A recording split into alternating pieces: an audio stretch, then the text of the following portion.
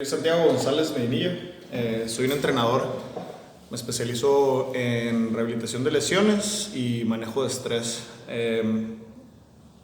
No, doy mi currículum, supongo, ¿no?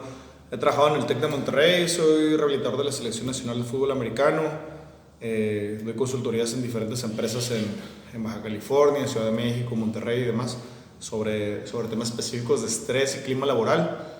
Tengo un gimnasio por aproximadamente 5 años donde utilizamos muchas técnicas relacionadas al manejo de estrés para controlar el sobrepeso de las personas. Entonces, primero, sobrepeso es muy relativo a la perspectiva, igual que cualquier otra cosa.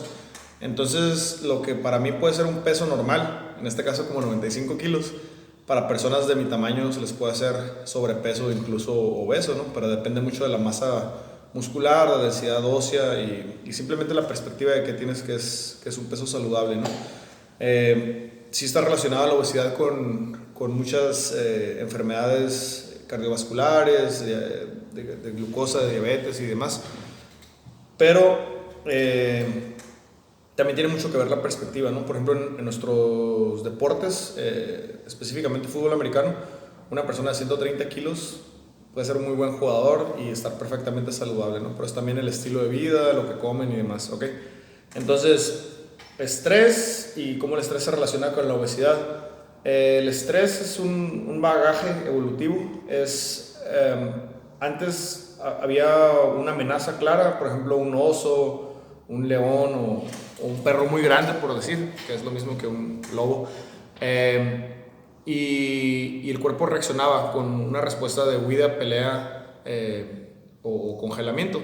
Entonces liberas hormonas, que es el cortisol, la adrenalina y demás, precisamente para acelerarte y poder escapar o poder pelear.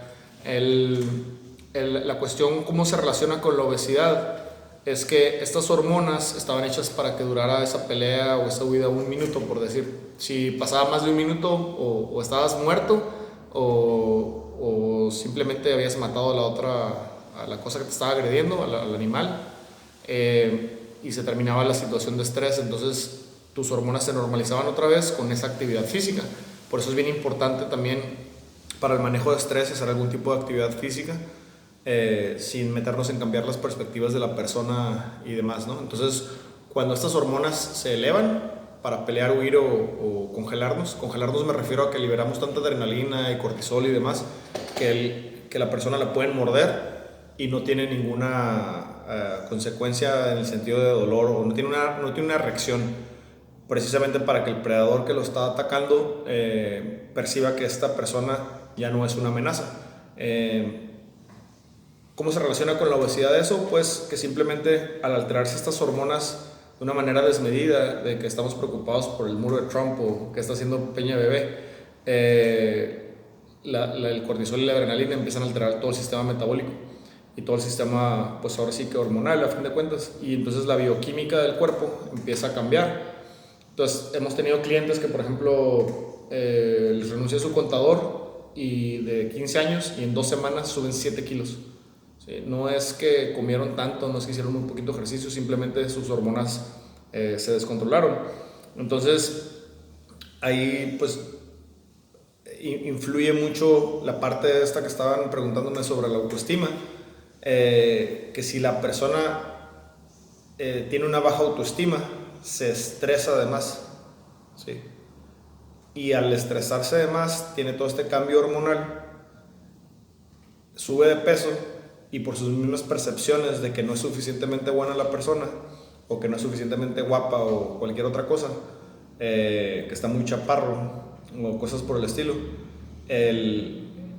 tiene un incremento de grasa corporal por el cambio hormonal y se hace un ciclo vicioso en el cual la autoestima baja más y más y más y más.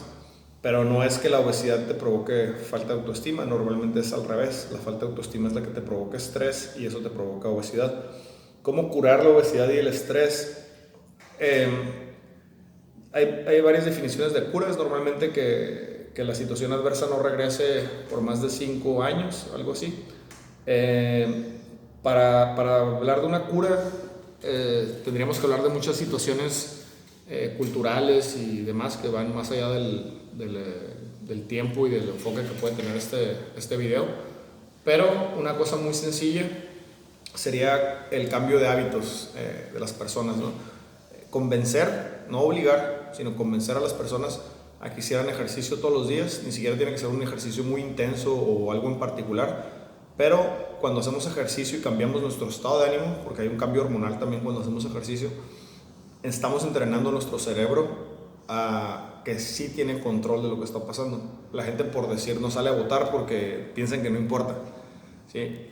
Entonces, cuando nos entrenamos todos los días haciendo ejercicio, cualquiera que sea, básicamente, permite un cambio de estado de ánimo. Nos sentimos mejor, en pocas palabras. Y si lo hacemos frecuentemente, un par de minutos, varias veces al día, podemos sentirnos mejor más tiempo. De ahí entran muchas otras situaciones, ¿no? Explicarle a la gente qué es el estrés, que es un bagaje evolutivo que nos servía mucho cuando estábamos en el bosque y ahora no tanto. Técnicas muy sencillas, específicamente de respiración, que es gratis y se le puede enseñar a quien sea a hacerlo de una mejor manera. Eso va a permitir que el cerebro esté mejor oxigenado, por lo tanto sienta menos ansiedad de que se va a morir, porque el cerebro, a fin de cuentas, es un organismo como cualquier otro que necesita sobrevivir. Y de ahí ejercicios sencillos un poquito más enfocados en el estrés. Hemos visto todos box o artes marciales mixtas y las personas se empiezan a sacudir, no tienen miedo de que les va a pasar porque les van a pegar. Ellos sí tienen una amenaza latente y presente y ya sabemos qué hacen para relajarse, se sacuden. ¿Por qué no lo hacemos todos los días? Al mismo tiempo de hacer ejercicio y liberar hormonas que benefician, endorfinas y demás, que benefician el estado de ánimo, pues mejora la autoestima y la persona puede percibirse de una mejor manera, ¿no? No es tanto qué tan gordo estás, sino qué tan gordo crees que estás, ¿sí? No es qué tan chaparro estás, sino qué tan chaparro crees que estás. No es qué tan alto estás, sino qué tan alto crees que estás, etcétera, etcétera, etcétera. Entonces, el estrés está mal manejado desde la definición de, por ejemplo, hay exámenes que te dicen, ¿estás divorciado? Y dices, sí, entonces te llenan unos puntitos de estrés. La pregunta realmente debería ser, ¿estás estresado? Sí, ok. Perdón, ¿estás divorciado? Sí, ok. ¿Te estresa estar divorciado? ¿Te sientes mejor después de estar divorciado? Y créeme que hay 2 o 3 personas que le van a contestar que se sienten mejor por estar divorciados. Entonces, desde que estamos evaluando el estrés, no estamos teniendo en cuenta que el estrés mental, emocional es básicamente percepción. Una persona puede llover y pasársela muy bien en una fiesta, una persona puede llover e irse al hotel a rezar y llorar porque se van a morir todos de que está lloviendo, ¿no? Suena muy extremo, pero esas son las cosas que pasan en la cabeza de las personas. Entonces, conforme podemos explicar esas cosas mejor, darse cuenta que es un bagaje evolutivo, que hay una interacción hormonal que les va a hacer que les va a perjudicar, la persona puede tomar estrategias muy sencillas, habituando respiraciones profundas, ejercicios como el de sacudirse y demás, y darse cuenta que realmente es una percepción y tiene que estar cambiando esta percepción constantemente hasta que se habitúe a una percepción nueva de sí mismos, ¿sí? A que sí pueden hacer algo. Y no se trata nada más de decir sí se puede, sino trata de un procedimiento y un proceso que te lleva a que internalices que sí puedes, o que no estás tan gordo, o que no estás tan lo que sea. Y entonces la persona se empieza a calmar, sus hormonas se empiezan a controlar y deja de tener estos altibajos hormonales que promueven el aumento de peso. Ahora, cuando estamos estresados, la gran mayoría de la gente sube de peso, pero sí hay un porcentaje de la población, diferentes números, pero digamos que alrededor de 7 a 10% que bajan de peso cuando se estresan, ¿sí? Entonces, otra vez, es muy depende del estado de la persona. Hay personas que tienen flora intestinal totalmente destrozada por antibióticos, estrés mismo y demás. Casi no importa qué les demos de comer, no van a bajar de peso, ¿no? Entonces tenemos que ver, es multifacético el problema, ¿no? La flora intestinal, qué tan bien alineados están de la columna, qué tan bien pueden dormir, qué tantos nutrientes tienen, ¿no?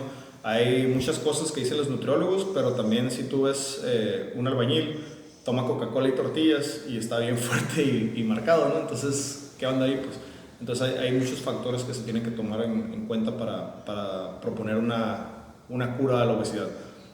Al estrés, aunque suene raro tal vez, es un poquito más sencillo, ¿no? Respiraciones, entender qué es el estrés, ejercicios de relajación y ser constante con esos ejercicios para tener un mayor control de lo que está pasando en nuestra mente y por lo tanto nuestro cuerpo. ¿Sale? Listo.